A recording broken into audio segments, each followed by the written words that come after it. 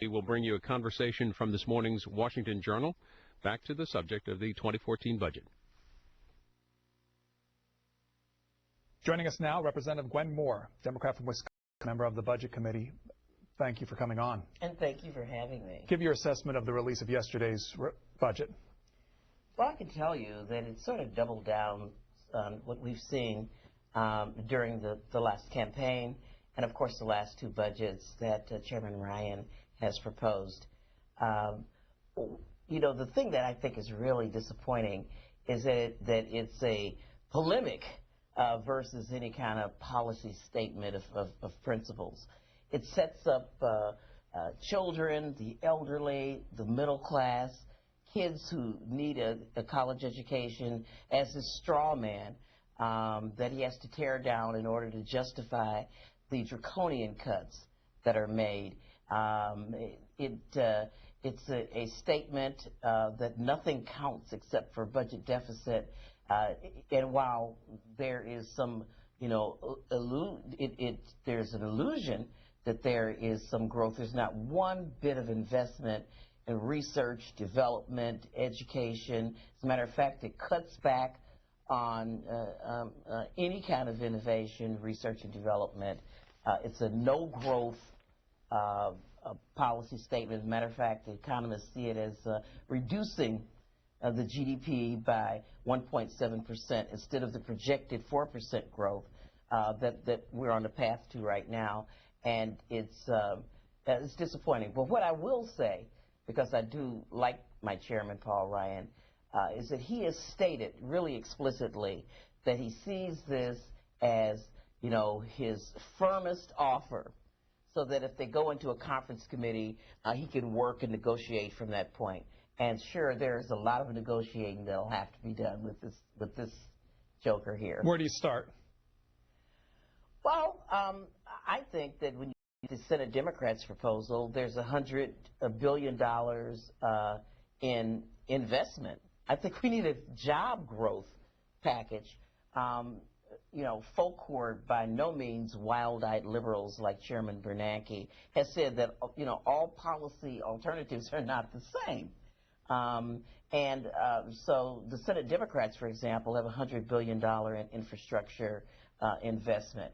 That will create jobs, spawn economic activity. It helps everybody, the cook, the candlestick maker, the road builder, the diner on the side of the road where workers eat, suppliers, developers. There's got to be some growth because the Ryan budget is projected there'll be 2 million jobs lost in this budget. So I think that that's a real important negotiating point. You know, where Chairman Ryan talks about continuing the Medicare voucher plan, for example, I think that there could be some negotiation really around reducing the cost of Medicare. I think of all of the entitlement programs, there's a real opportunity to do that. So even when the president suggests these kind of things of looking at entitlement programs, you're okay with that on its face? You know, I've really, really looked at this hard and long, and I think that the Affordable Care Act has shown us, in the analyses that we have done, the Affordable Care Act, which, of course, Chairman Ryan repeals in his budget and, you know, creates a further huge deficit. But the Affordable Care Act has shown us how we can bend the cost curve by focusing more on quality of services as opposed to quantity. If you've got a loved one who's been in the hospital lately, you may have noticed that when the nurse comes in to hang an IV, before she hangs it, she scans it, and there's a barcode on it, and then you're charged for that IV bag. If they put a Band-Aid on you, that's scanned. And that's no way to deliver health care services. If you come in with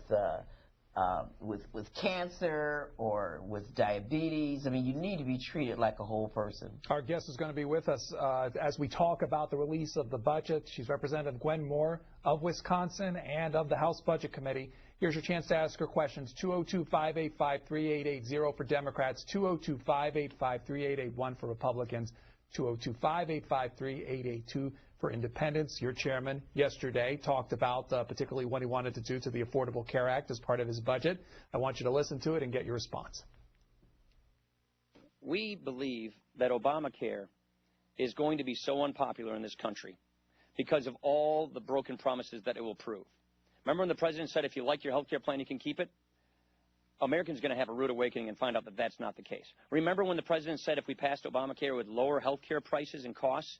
It's been going up ever since Obamacare passed. Remember when he said he'd do it out in the open? It was a backroom deal. Look at all the things that the providers are going to be experiencing with Obamacare. You're going to see substandard health care. You're going to see young people not wanting to go into the field of health care because of Obamacare. And so we believe that in the interest of health care for seniors, in the interest of health care for families, in the interest of making Medicaid work better for low-income people, we need to repeal and replace Obamacare with a better system, with a patient-centered system. Representative Moore. Well, again, I think Chairman Ryan is very eloquent. But again, I have to point out the oxymoron that he talks about. And here we are, save Medicare.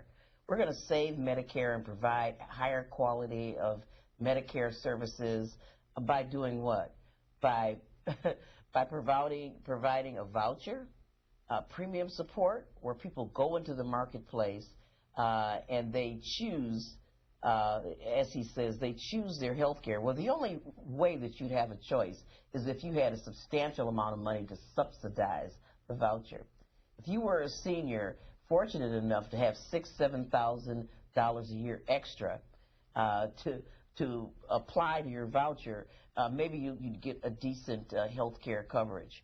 But if you are a middle-class person, a person who's worked every day in their lives and paid your premium for Medicare, you'd find yourself, and depending on the cost of health care and how fast it rises, because we know that it's increasing 10, 15% every decade, you're going to find yourself falling further and further and further behind. So he says that you'd have a choice of going into traditional Medicare. Now that is the program that would give you the lowest quality of care. You would have a two-tiered system.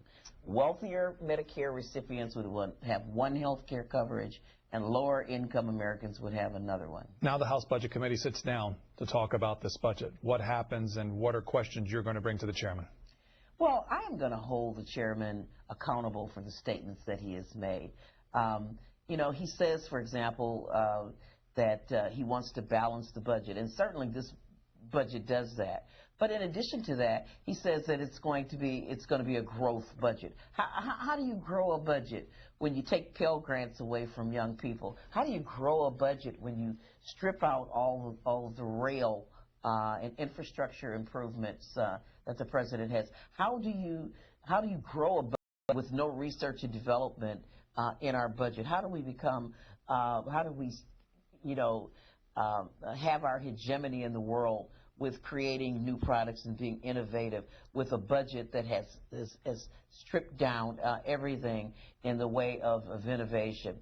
How do you enjoy the peace dividends by plussing up defense but cutting everything else down? He says that he wants to improve the safety net for people, and that he wants to end the culture of dependency. Well, I want to challenge him on who he's talking about. He wants those lazy 6-month-old kids to get up off of their dusty crusties and get themselves some formula. Or is he talking about the elderly who are on Medicaid? He says Medicaid is a welfare program, and that he doesn't want the safety net to become a hammock. Well, are we going to ask some 85-year-old woman that's in a nursing home or worked her entire life, spent down all of her resources, she's a widower, her husband's resources, sold her house, finds herself still alive at 85. That's who is using Medicaid, not some taker. How do we talk about, are 18 and 19-year-olds who are in college who need Pell Grants? Are these the people who are dependent? Or the 50 million people who find themselves on food stamps because of the recession? We know that food stamp usage increased because of the recession. And so these are the straw men. I'm going to challenge him on. We have calls lined up for you. Our first one is Joe. He's from Delaware, Ohio, Republican line. Joe, go ahead. Hi, Joe. Hi, good morning to you both. Thanks. My point was this. The way I see it, the Republicans already ponied up the tax increase, be it punitive or not. Most of us knew that it wouldn't make a dent in the deficit, but nonetheless it was done. And now here we sit, and it's time to be, as it said, fair and to compromise. When we've already ponied up quite a bit, although, as I said earlier, not enough to put a dent in anything, but we did it nonetheless.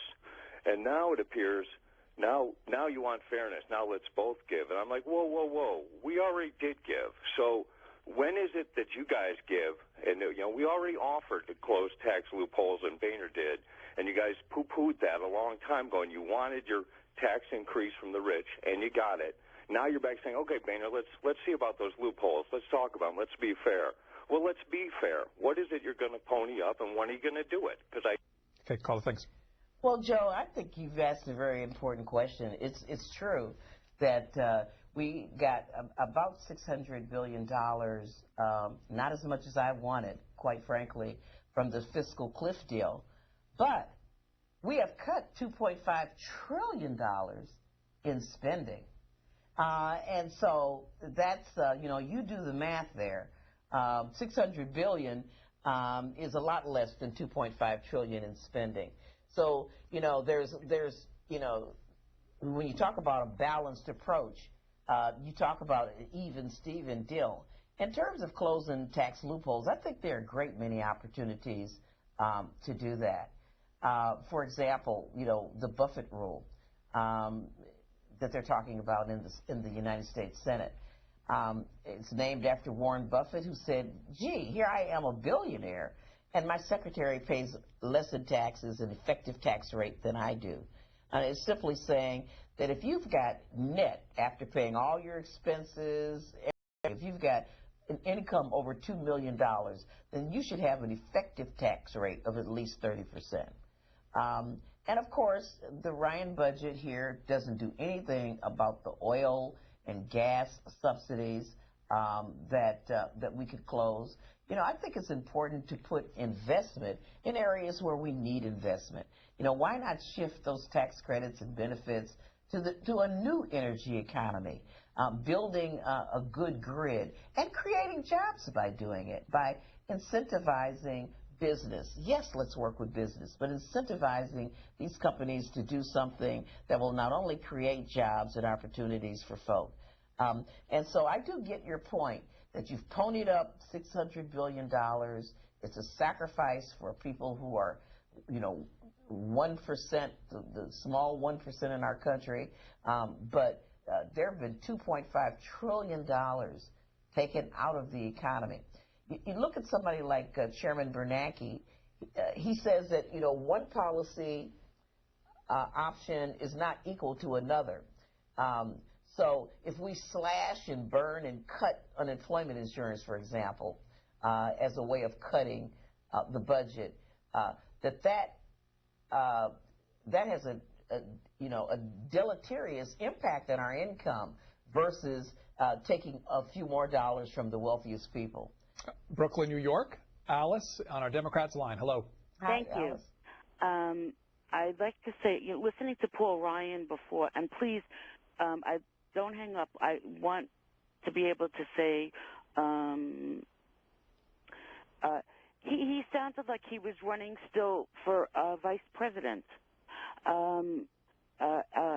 He lost. He's a congressman. That's number one. Number two, why hasn't these Republicans, who each time seem to think that this is so outrageous, why we should get health care, let them give up their health care. Let them give up the dental that nobody has. It used to be a time when Congress fought for whatever they got, people that worked out in the rest of America also got. And what's happened is now it's lopsided. I think Congress, especially the Republican women who voted against women getting equal pay, yet they get equal pay. We'll let the guests respond. Well, Alice, thank you for your call. You know, I can tell you that Chairman Ryan has really stated that just because he lost as vice president doesn't mean he's going to give up on his principles. That's his explanation for why he is introducing the same legislation. And he holds them out as principles. I mean, principles that we're spending too much money and that the total solution to our economic problems is to just cut spending, and that somehow the economy will grow from simply just cutting. You know, if you want to use the analogy, you know, of a family that they so often want to use, you know, you don't say, I'm going to pay my mortgage off, you know, today instead of the 30-year arrangement that I have, and I'm going to pay my car note off today, and in the meantime, we just won't eat for the next 30 years, or that's nonsensical. And I think responsible economists have said that. With regard to health care, you know, 70% of the cuts that Representative Ryan in this budget are on health care. And Alice, women are much more dependent upon health care than are men. Women are much more likely to be dependent upon their husbands for health care. Women are likely to live longer and need Medicaid so that they can have an end-of-a-life experience that is of some quality. And you're absolutely right. It's just, you know, attacking health care it attacks where women are most vulnerable. Dennis, Cheyenne, Wyoming, Independent Line. Yes, hello. Hi, Dennis. I've got a couple of questions for you. I'll give you a little background. Retired military, 21 years plus service. I am now 63 or 64 years old and retired and starting to enjoy my life. I got a letter the other day that says, due to budget cuts probably, but that my TRICARE Prime was going to be dropped, and if I didn't live within 40 miles of a military base, I wouldn't have medical care like I had before. It's looking like approximately 6 times more that I paid. Presently pay is going to be my cost for health insurance. I spent 21 years, 10 of those overseas, serving my country, putting my life on the line, and now I'm being kicked out of a federal medical service that was not a written guarantee but a verbal guarantee when I joined the military. And I'm looking at you folks sitting in Congress getting all this medical care and everything. Let's put everybody under the Affordable Health Care Act, make everybody equal, and make it fair for everyone. Your service is in D.C., which could be a war zone, but it was no more than me or my fellow veterans did for this country, and now being thrown as. Well, Dennis, thank you so much for your service. You know, one of the things that was most shocking to me when I started delving into the budget, to realize that the Department of Veterans Affairs and the Defense budget were two separate entities. So while we see Congressman Ryan trying to plus up defense, that has nothing at all to do with people who've already served. You know, so it's fine and good to add billions more dollars to the weapons of war and war theater, but then once you've served, and you know, we're just sort of done with you, and you just go and live with the consequences of your health care coverage or your disabilities that you've developed. This is a major flaw in how we put forward a policy. People don't realize that that when they hear that we're cutting defense spending, they think that we're cutting when we're plussing up defense spending, that we're plussing up veterans care. We are not. And I'm glad you have raised this point with us this morning. The front page of the Wall Street Journal has a look at the defense spending aspects of the chairman's plan. It says the budget calls for $560.2 billion in defense spending in 2014. That's roughly $100 billion less than the 4% formula. Over 10 years, he would spend at least $2.3 trillion less on defense than even he and Mr. Romney advocated. Well, you know, because he is claiming the same defense, peace dividend that the president had. So I think that's one of the things that's wrong.